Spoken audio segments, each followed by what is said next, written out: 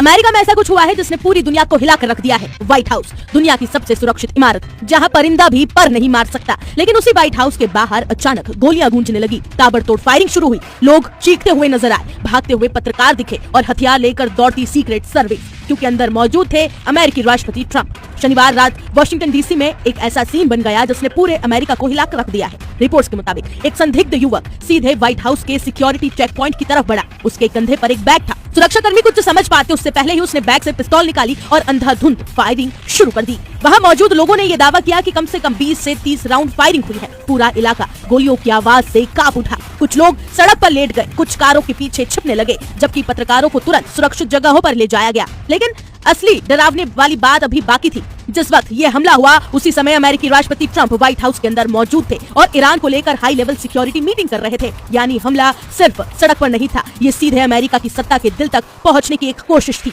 Secret service ने कुछ ही second में जवाबी कार्रवाई शुरू की और हमलावर को गोलियों से छलनी कर दिया। अस्पताल ले जाने पर उसकी मौत हो गई। मरने वाली की पहचान 21 साल के नासिर बेस्ट के तौर पर हुई है, जो अमेरिका के मैरीलैंड का रहने वाला था। लेकिन कहानी यही खत्म नहीं होती। रिपोर्ट्स ये कहती है कि नासिर पहले भी कई बार व्हाइट हाउस के आसपास देखा गया था। उसके खिलाफ कोर्ट ऑर्डर तक जारी था कि वो व्हाइट हाउस इलाके के पास नहीं आएगा। फिर भी वो आया और सिर्फ आया नहीं, हथियार लेकर पहुंचा और ताबड़तोड़ उसने फायरिंग की।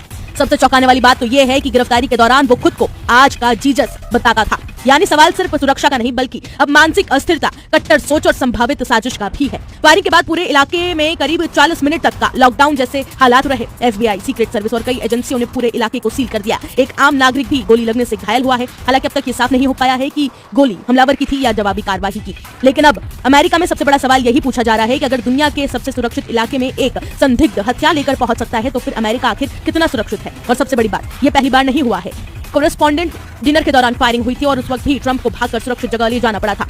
इससे पहले ट्रंप की बेटी इवाका को भी जान से मारने की धमकी मिली और आरोपी के पास उसके घर का ब्लूप्रिंट तक मिला। यानी अब सवाल सिर्फ एक हमले का नहीं है, अब सवाल यह है कि क्या ट्रंप लगातार किसी बड़े निशाने पर है, क्या अमेरिका की सुरक्षा में सेंध लग चुकी है, या फिर व्हाइट हाउस के बाहर चली ये गोलियां किसी बहुत बड़ी साजिश की शुरुआत।